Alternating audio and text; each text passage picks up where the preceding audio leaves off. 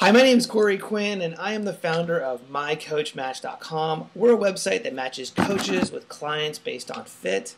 I'm here with Christine Hassler. She's a life coach. She's a spiritual counselor. She's an author, a trainer. She's very talented, and I'm thrilled to have her here. Welcome, Christine. Thanks, Corey. Could you share with us why you became a life coach?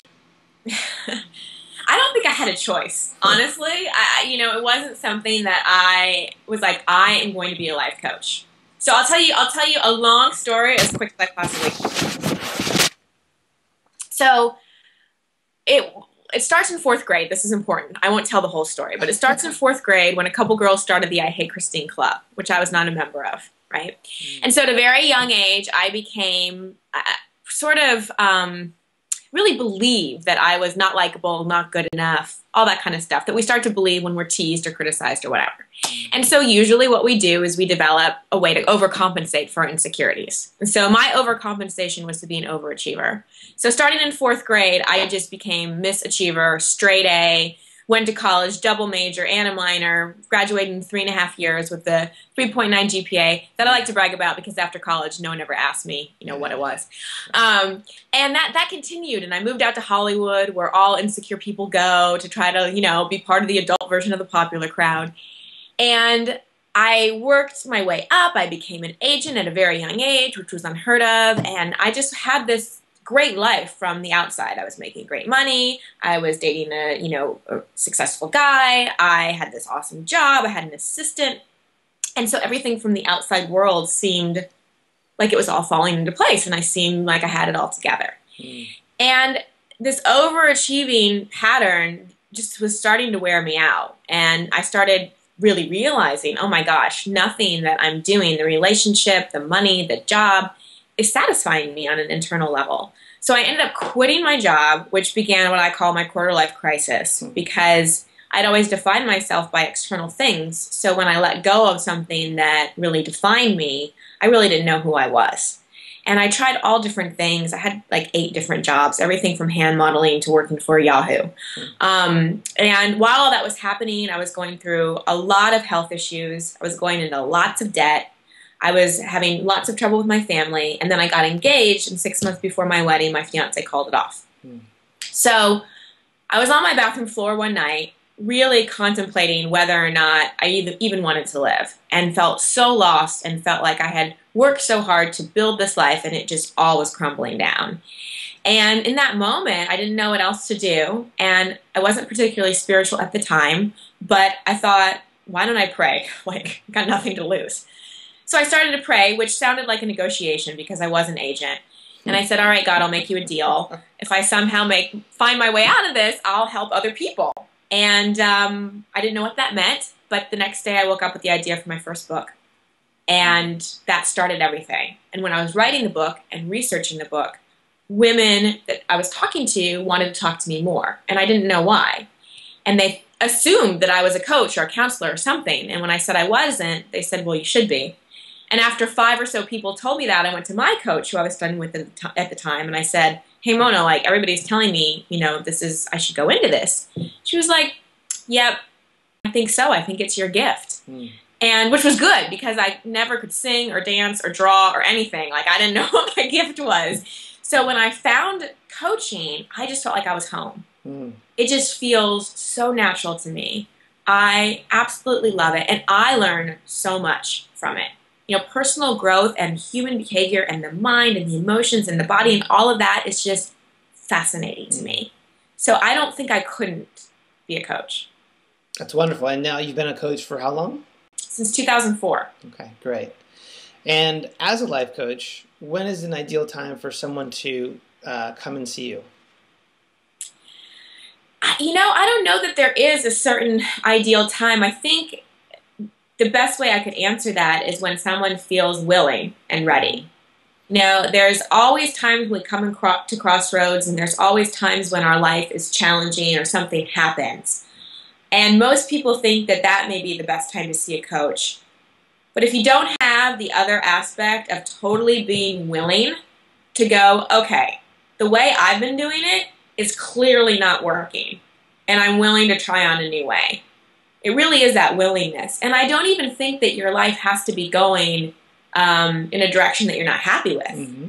You know, you can come to a life coach if you just want to learn more and you want to grow. We can always grow in our consciousness. Absolutely. Fine tune. Yeah, fine tune. So, I mean, to encapsulate my answer, anytime is a good time as long as you're willing. Okay. Do you have an ideal client? I'm thinking of all my clients, and they're all so different, and I just love them all. My ideal client, going back to what I said, is someone who's willing, someone who is committed, who shows up, someone who really sees this as an investment for themselves, almost like a luxury, kind of a luxury and a necessity all wrapped up into one. Mm-hmm. But it really is, again, it goes back to that willingness. I love working with anybody who is honest and authentic and isn't worried about, what I'm going to think of them, and is ready to roll up their sleeves, do the work. So in your experience, thank you. And so in your experience as a life coach, how important is a match between a coach and a client?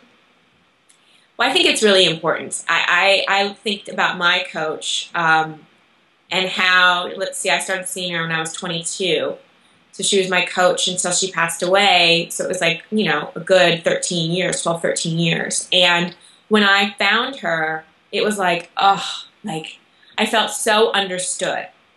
And that to me is the most important thing between a coach and a client. The client has to feel like the coach really understands them and holds a place of unconditional love and acceptance. That doesn't mean a coach isn't going to call them out and push a little bit, but knowing that it's a total safe place. And for me, how I know I'm a match to a client is if that client is going through something that I've gone through, or is looking for something that I've been able to find. I coach a lot of people, and I coach people who have children, but if they want specific coaching on parenting, I'll refer them elsewhere because I'm not a parent.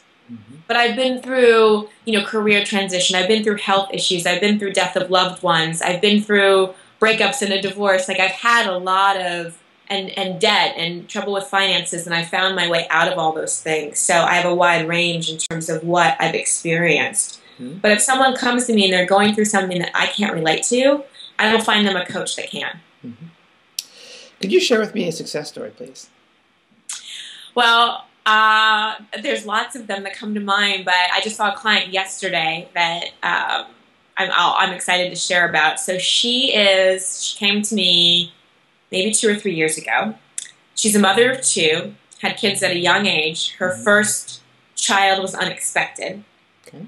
And they were married, but they were married young. And when she came to me, she had her first daughter, and she just is like, I feel really lost. I feel like I've had this kid, and I'm married, and I'm 27 years old, and I don't know who I am, and I don't have a life.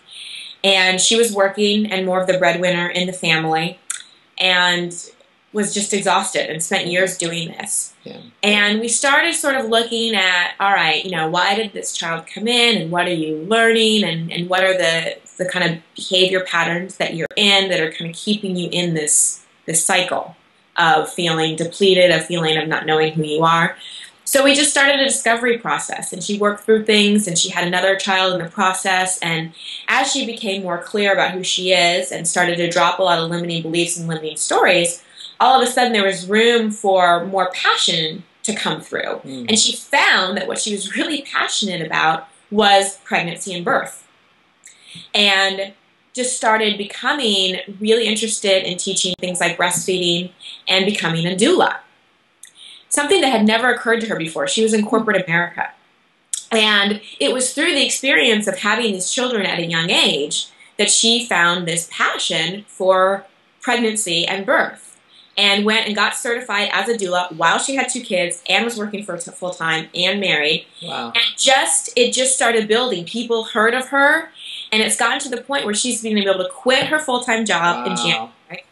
She's already up to 2 or 3 births a month. She has a wait list. She's charging her full fee and building her business. And it just happened from really looking at something that she thought of, why is this happening? Like, why did I have a child so early? And why am I going through this so early? But it was only through going through that she realized her passion. Wow. That's a great story. Mm-hmm. I love that. It's a good metaphor. Yeah. So thank you so much, Christine, for being here with us today. I really appreciate it. My pleasure. Thank you, Corey, for doing what you do. Thank you.